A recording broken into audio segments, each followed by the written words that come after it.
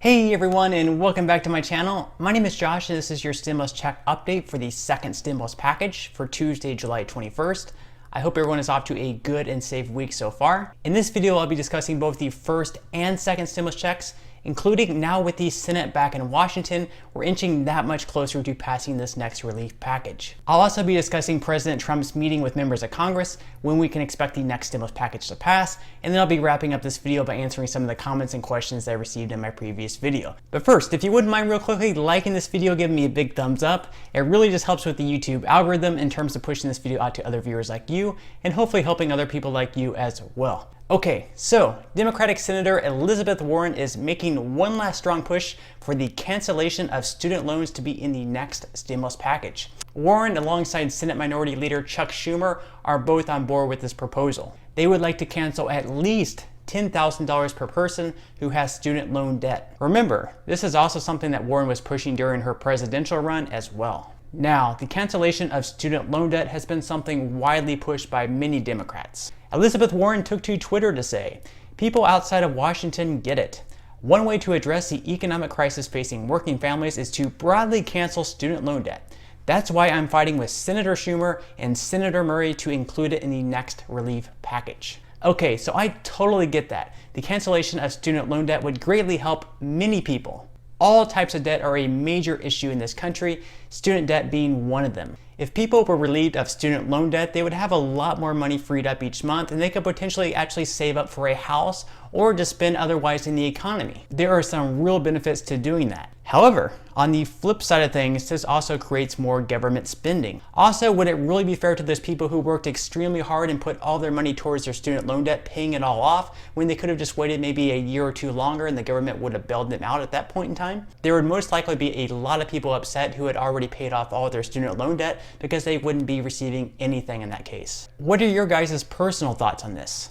Do you believe that the cancellation of student debt is a good thing? Or do you think that it would simply be unfair to people who worked extremely hard to pay off all their student loan debt when they could have just waited maybe a year or two longer and they could have saved all the money that they put towards their student loans? Let me know what your thoughts are on that in the comment section below. Okay, moving right along to some first stimulus check updates. And some of you guys have been wondering why I'm still including updates on the first stimulus check. That's because unfortunately there are still millions of people who haven't yet received them. So I'm wanting to include something on the first stimulus checks in each and every one of these videos, just for the people who haven't yet received their first stimulus payment. Now there are going to be some more payments going out tomorrow, directly deposited on Wednesday, July 22nd. So continue checking the payment portal and let me know in the comment section below if you're also receiving a payment date of July 22nd. If you're still getting the error message of payment status not available, that does not mean that you're ineligible for your payment. It just means you have not been scheduled a delivery date yet. And just know that the IRS is going to continue sending out payments each and every week. So if you are eligible for the first stimulus payment, the IRS is not going to forget about you. I know at this point it may seem like they are forgetting about you,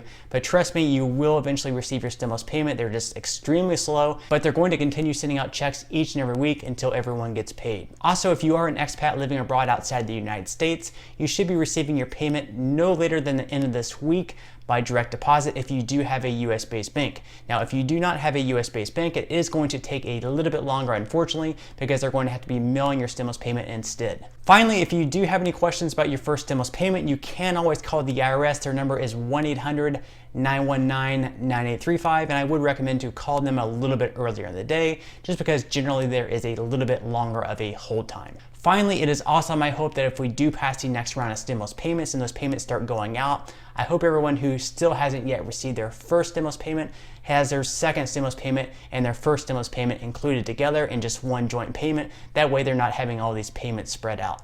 Also, the next round of stimulus payments should go out much quicker this time around just because the IRS already has all of our information. It's just really unfair that people are having to wait months on end just to receive a simple direct deposit, but let's hope the next round at least goes out a little bit quicker. Okay, so the Senate finally returned to Washington yesterday from their 2-week recess, which is very good news. Additionally, Mitch McConnell, Kevin McCarthy, and other top White House officials such as Mnuchin met up with President Trump in discussions of the next relief package. Prior to the meeting, President Trump once again expressed his desire for a payroll tax cut to be in the next relief package. If you remember, Trump even threatened to possibly even veto the next stimulus package if it does not include a payroll tax cut. That just shows the level of importance of what Trump thinks a payroll tax cut would be. Trump said, quote, I think it's a very important thing. It's very good.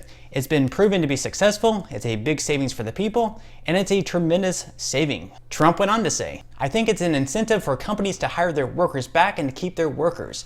A payroll tax cut to me is very important.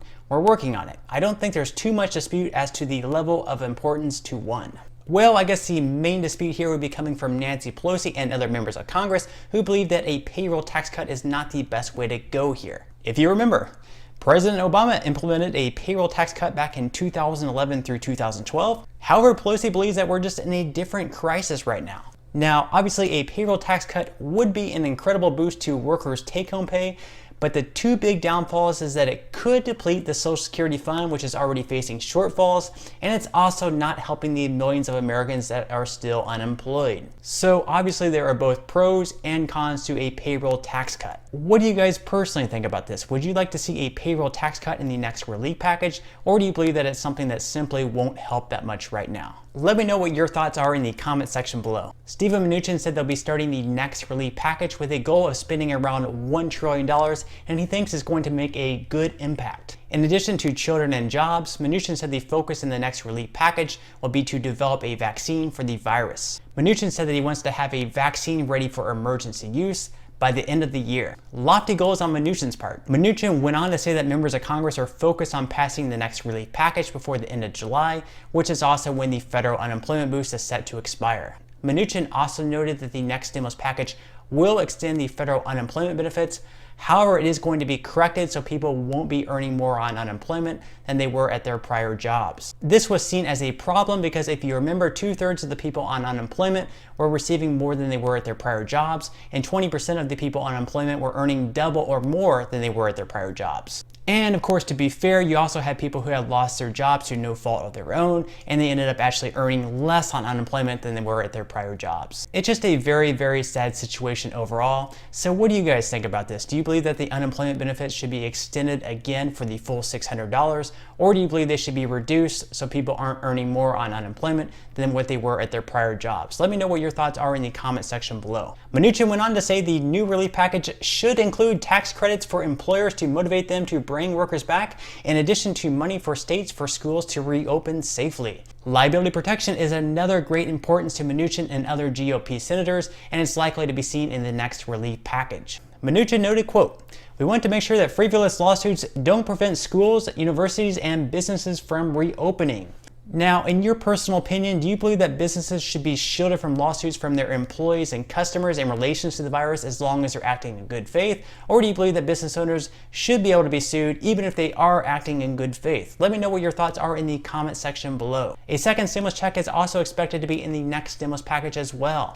And while the speculation at the moment is that it's expected to be another round of $1,200 stimulus payments for all Americans, we still do not have an official number yet. Also, being that many members of Congress want to keep the spending down for the next relief package, we can probably expect that those dependents over the age of 17 who were left out in the CARES Act probably won't be receiving stimulus payments in this bill either. Senate Majority Leader Mitch McConnell is expected to unveil their plan to the rest of Congress by Wednesday, and we should expect more details to start leaking out to the public later this week. Senate Minority Leader Chuck Schumer has been a little upset lately, feeling that him and other Democrats have been left out in crafting this next stimulus bill. With that said, we have a lot to look forward to here. The Senate will have up through August 7th to get this bill passed through the Senate, as they are going to be going on another month-long recess starting on August 10th. Now, you would hope that they can get something passed through the Senate and passed through the House by the end of July, because the unemployment benefits are set to expire at the end of July. All right, so at this point, I'm just gonna go ahead and answer some of the comments and questions that I received in my previous video. And if you have any other comments or questions for me, feel free to leave them in the comment section below. I do try to respond to as many comments and questions as I possibly can. And those comments and questions that I'm not able to respond to, I do try to pick some of the more popular ones to answer in the next video in video form. Okay, so without further ado, let me go ahead and jump into the first comment of today's video. That comment comes from Robin. Robin says, "Are these stimulus payments going to be taxed at the end of the year? Meaning, do you claim it as income?" All right, thank you so much for that question, Robin. And no, this would not be considered income. Instead, it would be considered an advanced refundable tax credit. So you would not claim this as income and you will not be paying taxes on it. Okay, so the next question today comes from Lori. Lori says, "I did not get the $500 for my dependent child. Can I still get it?" All right, thank you so much for that question, Lori, and I'm so sorry you never ended up receiving the additional $500 on top of your $1,200 stimulus payment. You were definitely eligible for that as long as your child was under the age of 17.